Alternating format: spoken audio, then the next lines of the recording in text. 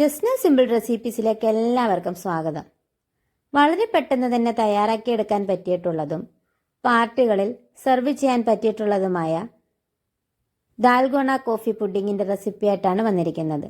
അതിനു മുമ്പായി നിങ്ങൾക്ക് എൻ്റെ വീഡിയോസ് ഇഷ്ടപ്പെടുന്നുണ്ടെങ്കിൽ ഒന്ന് ലൈക്ക് ചെയ്ത് സപ്പോർട്ട് ചെയ്യണേ. തയ്യാറാക്കുന്നത് എങ്ങനെയാണെന്ന് നോക്കാം.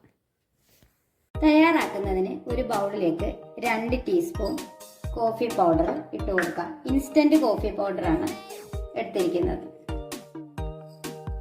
ഇതിലേക്ക് 2 ടേബിൾ സ്പൂൺ ചൂടുവെള്ളവും കൂടെ ഒഴിച്ചൊന്ന് മിക്സ് ചെയ്ത് വയ്ക്കാം.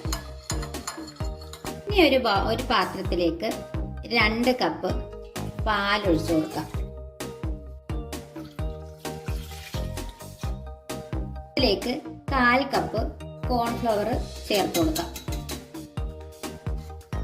എല്ലാം കൂടെ നന്നായിട്ടൊന്ന് മിക്സ് ചെയ്തെടുത്ത ശേഷം നമുക്കിതൊന്ന് തിളപ്പിച്ചെടുക്കണം.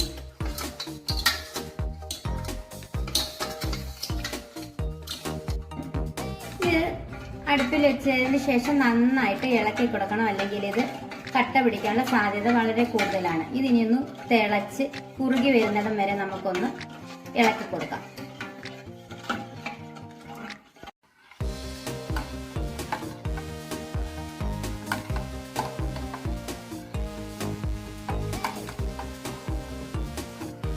നന്നായിട്ടൊന്ന് തിക്കായിട്ട് വന്നിട്ടുണ്ട്.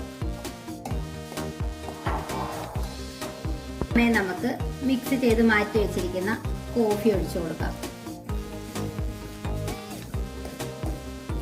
ഒന്ന് തിക്ക് ആവുന്നിടം വരെ ഒന്നും കൂടെ ഒന്ന് അടുപ്പിൽ വെച്ചൊന്ന് തിളപ്പിച്ചെടുക്കണം. കുറച്ചും കൂടെ ഒന്ന് തിക്കാവണം.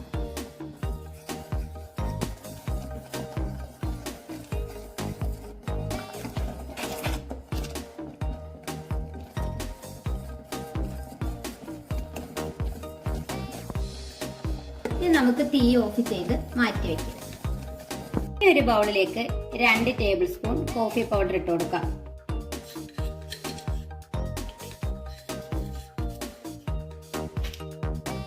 ഇതിലേക്ക് 2 ടേബിൾ സ്പൂൺ തന്നെ പഞ്ചസാരയും ചേർത്ത് കൊടുക്കാം.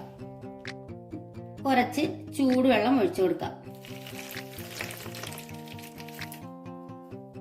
നന്നായിട്ടൊന്ന് മിക്സ് ചെയ്ത ശേഷം നമുക്ക് ബീറ്റർ ഉപയോഗിച്ചൊന്ന് ബീറ്റ് ചെയ്തെടുക്കാം.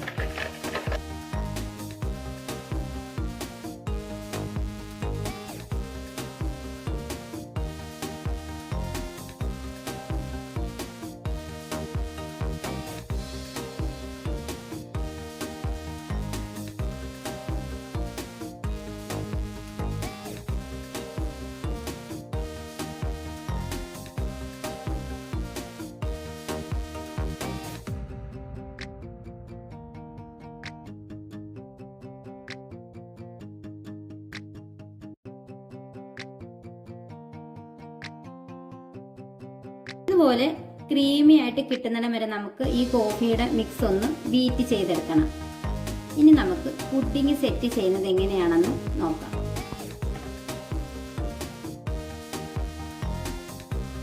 ഇനി നമുക്ക് പുഡിങ് ഒന്ന് സെറ്റ് ചെയ്യാം. അതിനായി ഞാൻ 2 ഗ്ലാസ് ആണ് എടുത്തിരിക്കുന്നത്. അതിലേക്ക് നമ്മൾ ആദ്യം തയ്യാറാക്കി വെച്ച ക്രീം ഒന്ന് ഒഴിച്ചു കൊടുക്കാം. ഏകദേശം പകുതിയോളം നമ്മളിത് നിറച്ചു കൊടുക്കണം.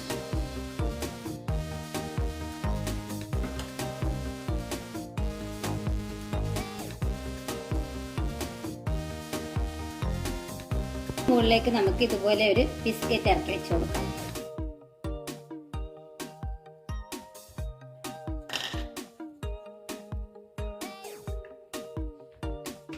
ഇതിന് മുകളിലേക്ക് നമ്മൾ തയ്യാറാക്കി വെച്ചിരിക്കുന്ന കോഫിയുടെ ക്രീം ഇട്ട് കൊടുക്കാം.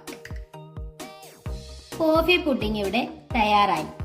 ഇത് വെളിയിലിരുന്നൊന്ന് തണുത്തതിന് ശേഷം ഫ്രിഡ്ജിലേക്ക് മാറ്റിക്കൊടുത്ത് തണുപ്പിച്ച് നമുക്ക് സെർവ് ചെയ്യാവുന്നതാണ്. എല്ലാവരും തയ്യാറാക്കി നോക്കിയിട്ട് ഫീഡ്ബാക്ക് അറിയിക്കണം.